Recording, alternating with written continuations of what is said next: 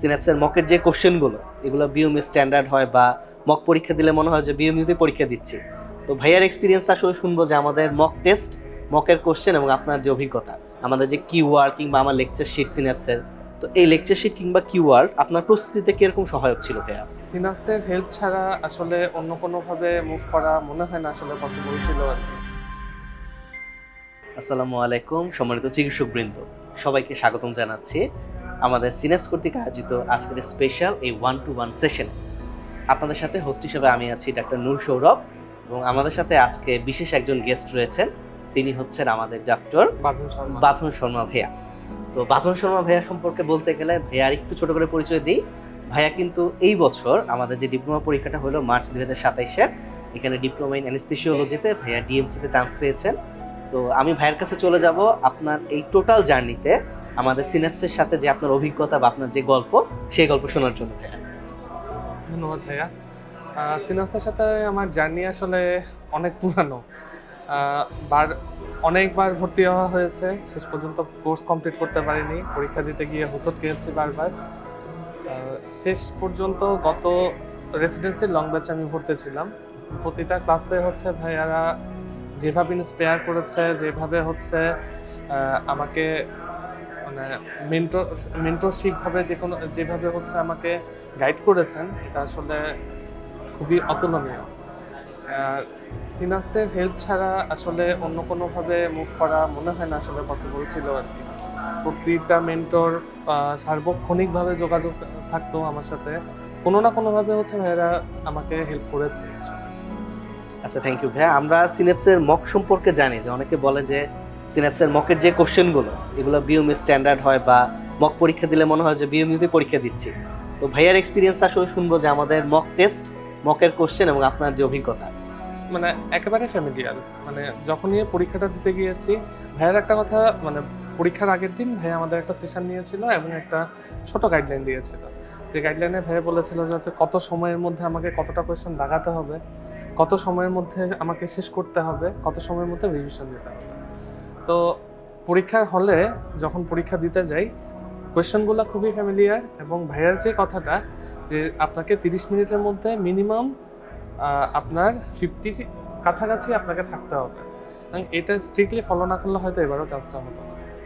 আচ্ছা, thank you ভাইয়া। যেটা বললেন এটা আসলে খুবই ইম্পর্টেন্ট। আমরা দেখা যায় যে কোনো কম্পিটিটিভ এক্সামেই আমাদের সময় অনুযায়ী আপনার কোশ্চেন কতগুলো অ্যান্সার করতেছেন, এটা অনেকটা ইম্পর্টেন্ট।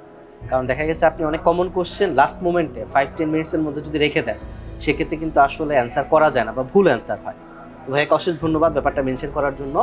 ভাইয়ের কাছে আমি আরেকটা জিনিস জানতে চাবো আমাদের স্টাডি ম্যাটেরিয়াল সম্পর্কে, আমাদের যে কিওয়ার্ড কিংবা আমার লেকচার শিট সিন্যাপসের, তো এই লেকচার শিট কিংবা কিওয়ার্ড আপনার প্রস্তুতিতে কিরকম সহায়ক ছিল ভাইয়া? লেকচার শিটগুলো খুবই হেল্পফুল ছিল, এবং ক্লাসের মধ্যে যে এক্সট্রা ইনফরমেশনগুলো হচ্ছে ভাইরা দিত, সেগুলো আমরা আলাদা করে হচ্ছে যে আমি বলেই দিত যে হচ্ছে আপনার খাতা কলম নিয়ে সামনে বসবেন। এবং এটা হচ্ছে যে যখন প্রিপারেশন নিতে যাই তখন এটা আসলে খুবই কাজে দিয়েছে।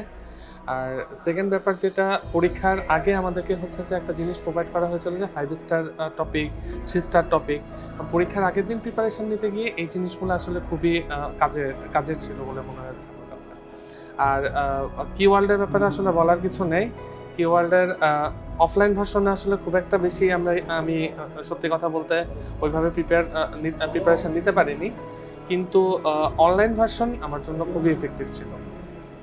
আচ্ছা, থ্যাংক ইউ। বাদন ভাই কিন্তু খুব ইম্পর্টেন্ট টপিক মেনশন করছে, সেটা হচ্ছে আমাদের কিওয়ার্ল্ডের অনলাইন ভার্সন। তা আমরা জানি যে আমরা যারা ডক্টর, আমরা কিন্তু বিভিন্ন ব্যস্ততায় থাকি কিংবা আমাদের চেম্বার বা ডিউটি থাকে। তো আমরা কিন্তু এই জন্য আসলে ভাই কিওয়ার্ল্ডের অনলাইন ভার্সনটা আনা, যে আমরা যেন যে কোনো আপনি কোনো একটা প্রোগ্রামে যাচ্ছেন বা আপনি কোনো একটা ট্রাভেলে আসছেন, কোনো একটা কাজে আছেন, তো এই কিওয়ার্ল্ডের অনলাইন ভার্সনটাতে যারা আমাদের সামনে উপস্থিত আছেন তাদেরকেও বলবো আপনারা চেষ্টা করবেন যে আপনার সময়টাকে ইউটিলাইজ করার জন্য এই অনলাইন ভার্সনটা অ্যাক্সেস রাখার জন্য।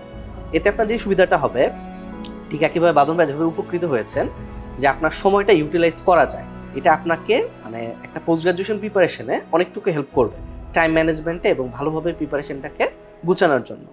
ভাইয়ের কাছ থেকে আমি লাস্ট একটা কোশ্চেন করব যে আপনার ওভারঅল এই পোস্ট গ্রাজুয়েশন জার্নিতে সিন্যাপস সম্পর্কে আপনার অভিমত, এবং একই সাথে আপনার যে অনুজ যারা আছে, যারা এই পথে আসতে চায়, তাদের জন্য আপনার কি পরামর্শ থাকবে?